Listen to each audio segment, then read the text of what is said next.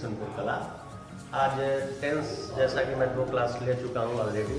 तीसरा class tense part 3 में आपको present indefinite tense negative sentence बताने जा रहा हूँ। ध्यान से देखिए, उसका स्ट्रक्चर देखिए और बनाने के नियम, कुछ एग्जाम्पल्स आपको समझाए जाएंगे और उन्हीं के आधार पर अपने पाठ्य पुस्तक से एक्सरसाइज करेंगे और संबंधित एक्सरसाइज को संबंधित टीचर के व्हाट्सएप पर भेजेंगे। तो आप देखिए प्रेजेंट इंडेफिनिट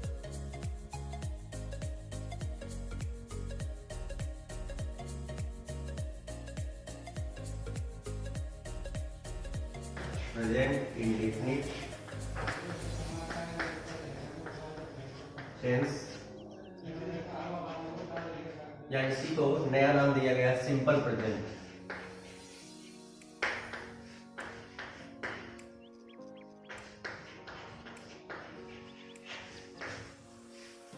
सिंपल प्रेजेंट में अफर्मेटिव सेंटेंस बताया जा चुका है आपको और उम्मीद करता हूं कि आप उस एक्सरसाइज संबंधित एक्सरसाइज कर चुके होंगे। अब हम देखेंगे negative sentence.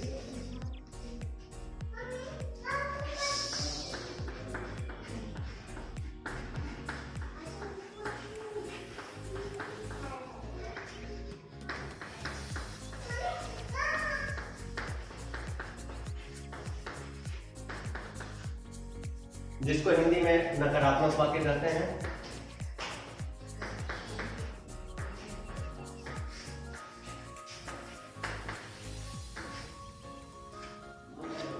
Present indefinite tense negative sentence का जो स्ट्रक्चर हमारा होगा, सबसे पहले सब्जेक्ट,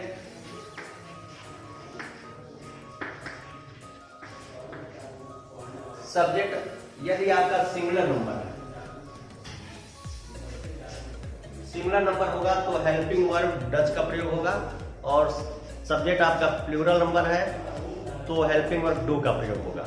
तो सब्जेक्ट और प्लस उसके बाद डू या डज। निगेटिव सेंटेंस में आपको बताया गया था कि कार्य को नकारा गया होता है और सेंटेंस में नहीं आया होता है, तो इसलिए नहीं के लिए अंग्रेजी यहां पर नॉट आ जाएगा हेल्पिंग वर्ब के बाद, प्लस मेन वर्ब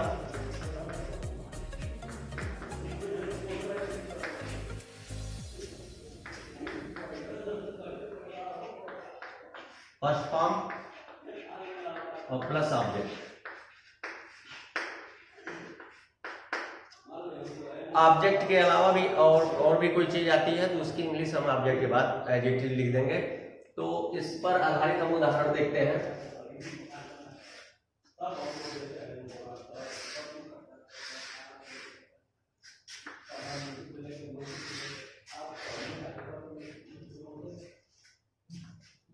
आपको ये ध्यान रखना है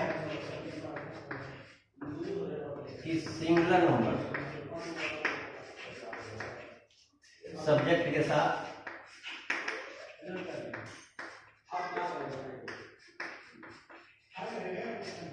डज का प्रयोग करेंगे।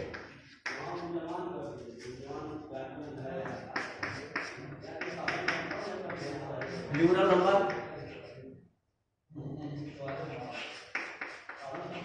सब्जेक्ट के साथ डू का प्रयोग किया जाएगा, और main verb first form. Main verb की जो जनरली जो इंग्लिश होती है वही आप लिख देंगे। SEIS फॉर्म आपको बताया गया था अफर्मेटिव सेंटेंस में। उदाहरण के लिए अगर हम एक उदाहरण लेते हैं, कमला अच्छा गाना नहीं गाती है। कमला अच्छा गाना नहीं गाती।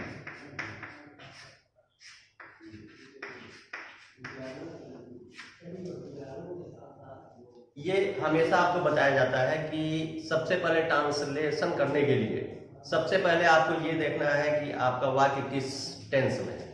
टेंस की पहचान के लिए आपको बताया गया था कि अगर है हूं हो लास्ट में आता है, ये आपका प्रेजेंट टेंस होगा।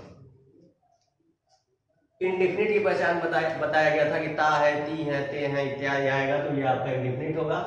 जब आप टेंस की पहचान कर लेंगे तब सेंटेंस की पहचान करना है कि अफर्मेटिव है, निगेटिव है, इंट्रोगेटिव है या इंट्रोगेटिव निगेटिव है। यहां पर आप देखिए वाक्य में नहीं आया है, प्रश्न कहीं पूछा नहीं गया है, इसलिए ये आपका निगेटिव सेंटेंस हो गया। अब निगेटिव सेंटेंस ये आप जान गए कि प्रेजेंट इंडेफिनिट टेंस में ये निगेटिव सेंटेंस के अंतर्गत ये वाक्य आपका है। तो निगेटिव सेंटेंस में आपको नियम बताया गया है कि subject plus helping verb do या डज का प्रयोग होगा, plus not plus main verb first form plus object. Subject की पहचान आप कैसे करेंगे, इसमें आप प्रश्न करिए कौन, उत्तर क्या निकल के आएगा, कमला। इसका मतलब सब्जेक्ट यहां पे क्या है, कमला, तो कमला यहां लिखेंगे। कमला सिंगुलर नंबर है, इसलिए डू या डज में से डज का प्रयोग होगा, कमला डज। फिर स्ट्रक्चर के अनुसार does not. Main verb, main verb की पहचान करना भी हम आपको बता चुके हैं। जैसे इसमें ना करके जितना आता है, जैसे यहाँ पे गाती है तो गाना, इसमें क्या हो गया, मेन वर्ब। अब गाना की इंग्लिश क्या होती है, सिंग। उसके बाद आपका बचता है अच्छा गाना, जिसकी इंग्लिश हो जाएगी Kamla does not sing a sweet song. इस तरह और भी उदाहरण आप कर सकते हैं। मान लीजिए अगर कर्ता आपका बहुवचन हो तो कैसे बनाएंगे। एग्जाम्पल के लिए, वे अपने स्कूल नहीं जाते हैं, वे अपने स्कूल नहीं जाते।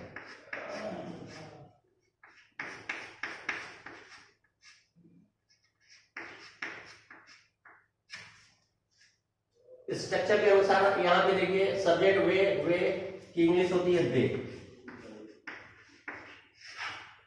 दे आपका प्लूरल नंबर है, इसलिए इसके साथ जो हेल्पिंग वर्ब आएगा आपका डू आएगा, दे डू। स्ट्रक्चर के अनुसार डू के बाद आ जाएगा नॉट, दे डू नॉट। अब मेन वर्ब इसमें क्या है, जाना। जाना की इंग्लिश क्या होती है, गो। दे डू नॉट गो अपने स्कूल। दे के साथ अपना की इंग्लिश आती है there, they do not go. यहां पे प्रीपोजिशन लगेगा टू देयर स्कूल। ये आपका ट्रांसलेशन हो गया।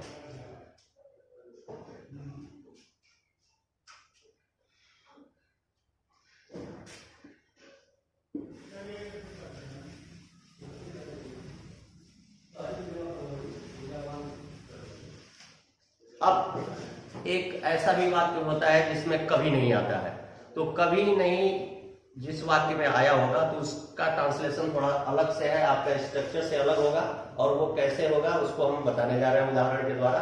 जैसे वह स्कूल कभी नहीं आता है, वह स्कूल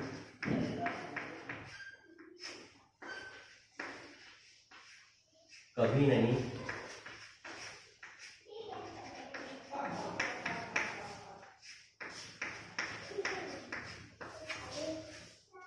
ऐसे वाक्य जिसमें कभी नहीं आया हो तो उसमें हेल्पिंग और डू अथवा डज का प्रयोग नहीं करेंगे, हम नेवर का प्रयोग करेंगे। और स्ट्रक्चर कैसे होगा थोड़ा सा आप ध्यान दीजिए। सब्जेक्ट लिखने के बाद कभी नहीं की इंग्लिश नेवर हम लिख देंगे, ही नेवर। और जैसे आप अफर्मेटिव सेंटेंस में करते थे, मेन वर्ब में एस या ईएस लगा के, यहां पर मेन वर्ब में एस या ईएस फॉर्म प्रयोग होगा, ही नेवर। यहां पर मेन वर्ब है आना, आना की इंग्लिश होती है कम, एस इसमें लग जाएगा, he never comes to the school. ये आपका ट्रांसलेशन हो गया। तो आप ध्यान देंगे कि जिन वाक्यों में कभी नहीं आया होगा उसमें नेवर का प्रयोग करके मेन वर्ब के एस या ईएस फॉर्म का प्रयोग करेंगे। कब, जब आपका सब्जेक्ट जो है सिंगुलर नंबर होगा। सब्जेक्ट प्लूरल नंबर है तो नेवर के साथ मेन वर्ब के फर्स्ट फॉर्म का प्रयोग करके आप ट्रांसलेट करेंगे। एग्जाम्पल के लिए अगर मान लीजिए हम एक दूसरा उदाहरण लेते हैं, अच्छे लड़के कक्षा में कभी शोर नहीं मचाते हैं। अच्छे लड़के कक्षा में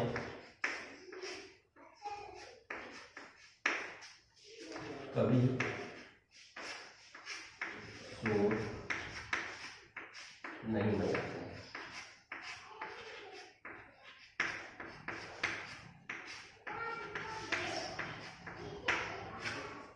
यहां पर देखिए जो आपका सब्जेक्ट है वो अच्छे लड़के, तो अच्छे लड़के की सिंपल जो है इंग्लिश क्या हो जाएगा, गुड बॉयज। गुड बॉयज ये आपका हो गया सब्जेक्ट। सब्जेक्ट के बाद कभी नहीं जिन वाक्यों में आया होता है तो हम आपको बताएं कि नेवर का प्रयोग होगा। गुड बॉयज के बाद आ जाएगा नेवर। नेवर के बाद मेन वर्ब की फर्स्ट फॉर्म, मेन वर्ब यहाँ पर क्या है, शोर मचाना। तो शोर मचाना की इंग्लिश होती है मेक अ नॉइज। और आप जानते हैं कि अगर सब्जेक्ट आपका प्लूरल नंबर होगा तो उस स्थिति में नेवर के बाद मेन वर्ब का फर्स्ट फॉर्म ही प्रयोग कर देंगे, SEIS। अगर सब्जेक्ट आपका सिंगुलर नंबर होगा तब आप प्रयोग करेंगे। Then good boy never make a noise.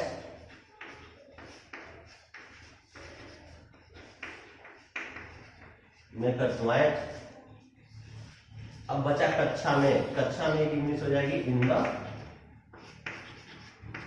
Classroom. इस तरह से आपने देख लिया निगेटिव सेंटेंस का ट्रांसलेशन कैसे करेंगे। निगेटिव सेंटेंस में आपका स्ट्रक्चर बताया गया कि subject plus helping verb do या does plus not plus main verb first form plus object. और ध्यान रखने वाली बात है कि प्लूरल नंबर के साथ साथ जो सब्जेक्ट अगर आपका आई और यू भी है तो उसके साथ भी आप डू का ही प्रयोग करेंगे। सब्जेक्ट ध्यान रखिएगा, अगर मैं या तुम हो, आई या यू हो, तो उस स्थिति में भी हम हेल्पिंग वर्ब डू का ही प्रयोग करेंगे।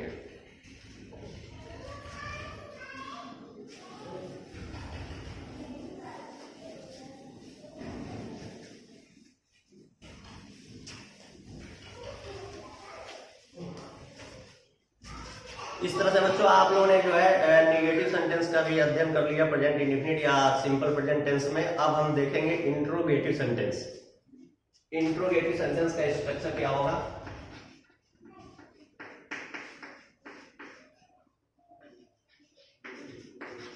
इंट्रोगेटिव सेंटेंस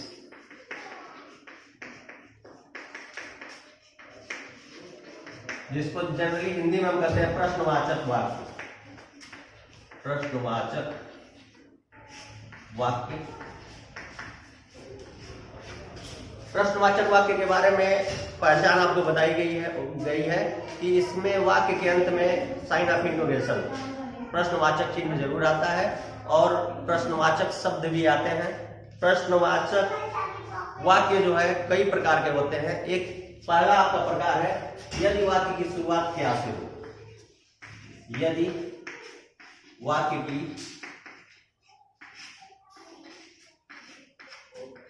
शुरुआत क्या से हो।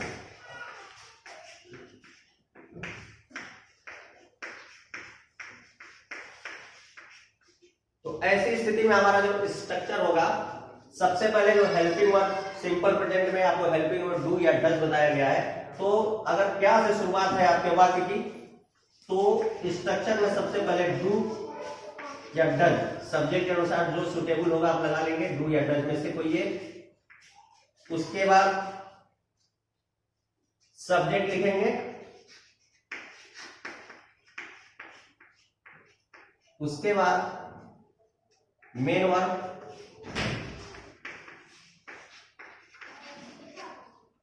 मेन वर्ब के फर्स्ट फॉर्म का प्रयोग करेंगे और प्लस ऑब्जेक्ट और लास्ट में साइन ऑफ इंटरोगेशन। ऑब्जेक्ट के अलावा भी अगर कोई चीज है तो उसकी इंग्लिश सिंपली ऑब्जेक्ट के बाद आप लिख देंगे और लास्ट में चूंकि प्रश्नवाचक वाक्य है तो साइन ऑफ इंटरोगेशन जरूरी है, साइन ऑफ इंटरोगेशन लगाएंगे। तो इस तरह से जो क्या से शुरुआत होने वाले जो प्रश्नवाचक वाक्य हैं उनका स्ट्रक्चर आपको बता दिया गया। अब इस पर आधारित जो उदाहरण आपके हैं, जैसे मान लीजिए क्या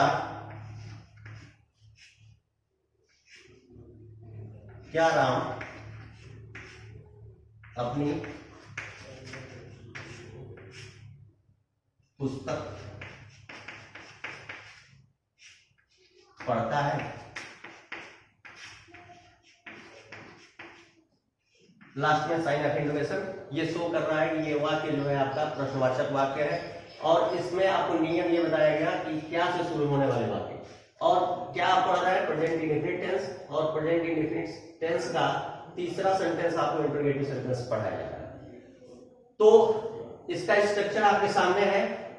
क्या राम, इसमें सब्जेक्ट राम है, राम जो कि सिंगुलर नंबर है, इसलिए डू या डज में से क्या प्रयोग होगा, डज का प्रयोग होगा। आपको बताया गया है कि सिंगुलर नंबर सब्जेक्ट से डज का प्रयोग करेंगे। उसके बाद जस्ट सब्जेक्ट आपका क्या है, राम, तो राम लिख देंगे। क्योंकि राम प्रॉपर नाउन है इसलिए इसका पहला लेटर कैपिटल लिखेंगे, और सेंटेंस की शुरुआत भी जो शुरुआत किया जाता है उसका भी पहला लेटर जो होना चाहिए कैपिटल होना चाहिए। तो डज राम सब्जेक्ट वगैरह आपने काम कर लिया। मेन वर्ब की पहचान आपको बताया थे कि जितना ना करके आता है। यहाँ पर देखिए पढ़ना, पढ़ता है, इसका मतलब इसमें पढ़ना क्या है, मेन वर्ब है, और पढ़ना की इंग्लिश होती है रीड। रीड फर्स्ट फॉर्म प्रयोग करना है, मतलब एज इट इज इंग्लिश ही उसकी लिख देनी है। पढ़ना की इंग्लिश होती है रीड, रीड आपने लिख दिया। अब बचा क्या, अपनी पुस्तक। तो राम के साथ अपना की अंग्रेजी हिज लिखा जाता है। ये आपको प्रोनाउन में पढ़ाया गया होगा, नहीं वी पढ़ाया गया होगा तो आगे हम बता देंगे आपको। डज राम रीड हिज, बचा क्या, बुक, पुस्तक, पुस्तक इंग्लिश होती है बुक। इस तरह से ट्रांसलेशन हमारा हो गया, does Ram read his book. Last में साइन ऑफ इंटरोगेशन। दूसरा देखिए, दूसरा इसी में नियम हम आपको बता रहे हैं। यदि प्रश्नवाचक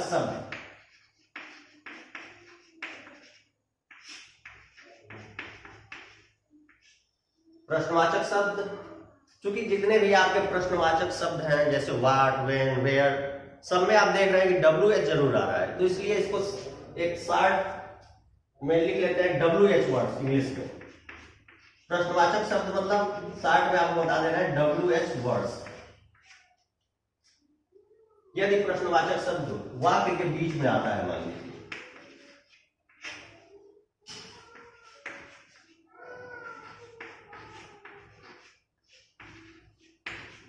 वाक्य के बीच में आए तो उसकी अंग्रेजी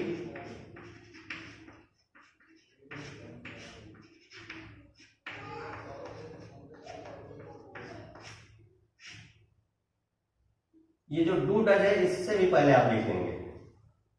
डू डज को क्या कहा जाता है, helping verb, helping verb do या डज, जो सुटेबल हो। डू या डज में जो भी प्रयोग आप करना है वो सब्जेक्ट के अनुसार आप निर्धारित करेंगे। हेल्पिंग वर्ब से पहले आएगा, से पहले लिखेंगे।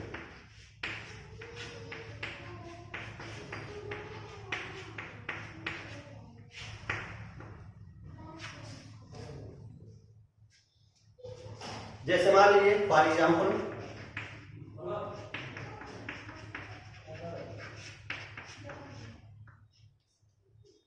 राम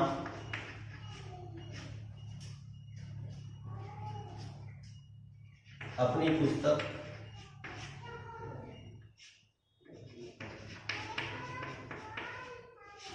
क्यों पढ़ता है। सेंटेंस वही है, बस इसका रूप हमने बदल दिया। इसमें क्या से शुरुआत थी, अब जो प्रश्नवाचक शब्द जैसे क्यों है, क्यों की इंग्लिश क्या होती है, वाई। तो वाई सिंपली हम वाई को कहां लिख देंगे, स्ट्रक्चर यही रहेगा, बस डू और डज से पहले लिख देंगे। राम अपनी पुस्तक क्यों पढ़ता है, मान लीजिए सेंटेंस से मैं केवल रूप थोड़ा सा बदल गया है, राम अपनी पुस्तक क्यों पढ़ता है। लास्ट में क्योंकि ये भी प्रश्नवाचक वाक्य है तो साइन ऑफ इंटरोगेशन होगा।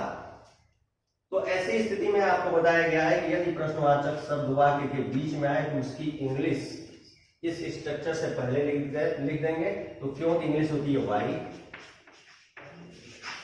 सब्जेक्ट यहाँ पर राम है, राम सिंगुलर नंबर है इसलिए डज का प्रयोग होगा, वाई डज।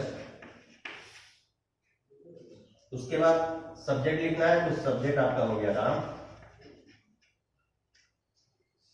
मेन वर्ब इसमें भी पढ़ना है, पढ़ना की इंग्लिश क्या होगी? रीड। अपनी पुस्तक के लिए क्या प्रयोग होगा? His book.